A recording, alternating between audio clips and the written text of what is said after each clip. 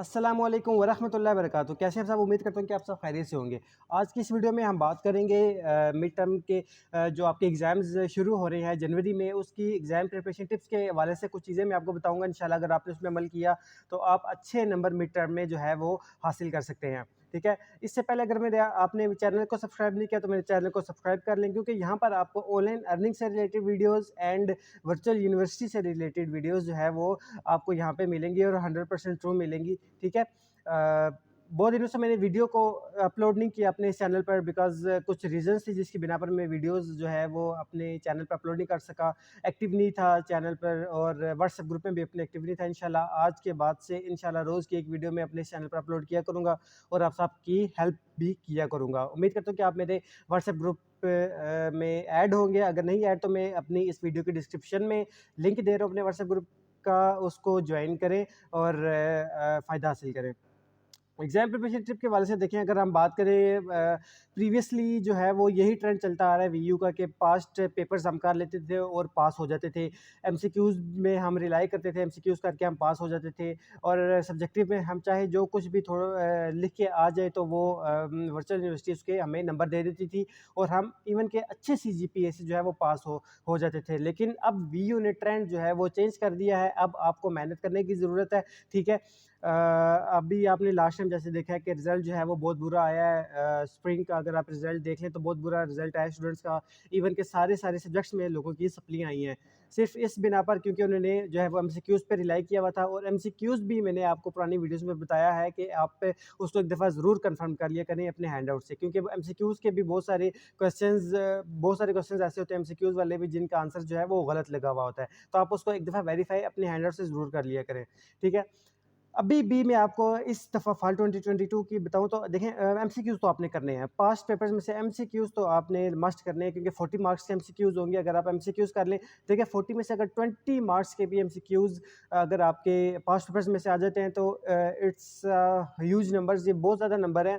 आपके परसेंटेज में, आपके सीजीपीए में बहुत ज़्यादा वैल्यू ऐड करेंगे ये जो 20 मार्क्स एमसीक्यूज़ है, और ये आपको 100% श्योर होगा कि ये आपके 20 एमसीक्यूज़ ठीक हैं।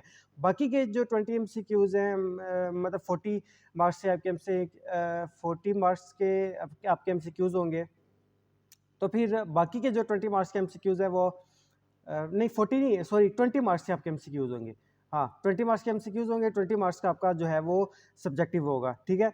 तो 10 मार्क्स के भी अगर हम आपके एमसीक्यूज़ जो है वो पास्ट पेपर्स में से रिपीट हो जाते हैं, तो बाकी के 10 मार्क्स के आप इजीली हैंडआउट्स को एक दफ़ा भी रिवाइज़ कर लें, एक दफ़ा भी आप अपने हैंडआउट्स को पढ़ लें, तो फिर आप एमसीक्यूज़ एटलीस्ट इजीली उसका आप आंसर जो है वो करेक्ट ऑप्शन सेलेक्ट कर सकते हैं। बाकी सब्जेक्टिव की देखिए, मैं आपको पुरानी भी जितनी वीडियोज़ बनाई हैं, अब भी इस वीडियो में भी यही आपको बता रहा हूँ कि सब्जेक्टिव जो है वो पास्ट पेपर्स में से नहीं आता। पास्ट पेपर्स में से जो है वो सब्जेक्टिव रिपीट नहीं होता, कोई भी क्वेश्चन जो है वो पास्ट पेपर्स में से नहीं आता। सब्जेक्टिव के लिए आपको मेहनत करनी पड़ेगी। उसका ये आपको मैं अगर टिप्स की बात करें तो जो आप अगर अपने लेक्चर्स देखें, उसके आखिर में आपको कुछ लेक्चर्स की लिखी हुई हर लेक्चर के एंड में टिप्स या ग्लोसरी आपको नज़र आएगी। आप उस ग्लोसरी को देखें, उस ग्लोसरी में क्या बताया हुआ है और कुछ मेन पॉइंट्स उन्होंने लिखे होते हैं हर चैप्टर के एंड में कि आपने इस चैप्टर में ये पढ़ा है। वो पॉइंट्स आप रीड आउट कर लें। उन पॉइंट्स जो लिखे हैं, उन पॉइंट्स का फिर आप आगे से अगर आपने डिटेल्स पढ़नी है, 3-4 दफ़ा अगर आप डिटेल्स पढ़ लें, आपके थोड़ा बहुत ज़हन में बैठ जाएगा, क्योंकि पेपर के आखिरी दिनों में आप तैयारी करके जाते हैं। तो फिर आप पेपर के आखिरी दिनों में अगर आप जो ताज़ा-ताज़ा याद किया हुआ होता है, वो 10, 15, 20, 50 मिनट के लिए आपके ज़हन में बैठ जाता है और फिर आप ईज़िली अपना पेपर जो है वो अटेम्प्ट कर सकते हैं। ठीक है? दूसरी पेपर के मुतल्लिक मैंने आपको ये बताना था कि आपने पेपर जो है किसी भी सूरत, चाहे ज़मीन आसमान एक हो जाए, ज़मीन ऊपर चली जाए, आसमान नीचे वो आ जाए, आपको कुछ ना आता हो, पेपर आपने खाली नहीं छोड़ना। देखिए सब्जेक्टिव जो है ना, अगर आप थोड़ा बहुत भी रेलिवेंट लिख लेंगे ना, तो फिर आपको नंबर मिल जाएँगे। वीयू नंबर दे देगी आपको। ये नंबर मिलते हैं आपको, ये कन्फर्म बात है। बाकी आपका 50% मार्जिन जो है आपका एमसीक्यूज़ जो है वो आपका क्लियर कर देते हैं और 50% जो है वो आप उधर से सब्जेक्टिव से ले लेते हैं और 50% मार्क्स आपके आ जाते हैं और आप अच्छे नंबर से पास हो सकते हैं मिड टर्म में। ठीक है?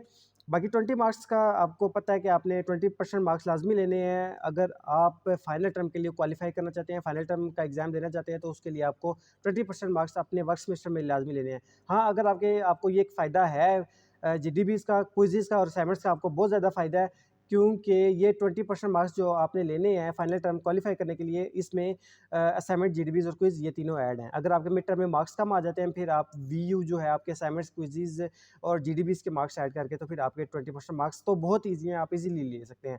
ये तकरीबन आपके, मेरा ख्याल है 20% मार्क्स अगर आप देखें तो आपके 12 नंबर तकरीबन बनते हैं, 12 नंबर। तो अगर आप 12 नंबर भी नहीं ले सकते मिड टर्म में, सिर्फ इंडिविजुअली मिड टर्म में अगर आप 12 नंबर ले लें, फिर अगर आपके चाहे एमसीक्यूज गलत हुए हैं, असाइनमेंट गलत हुई हैं, जीडीबीज गलत हुए हैं, आपको कोई परवाह करने की ज़रूरत नहीं है।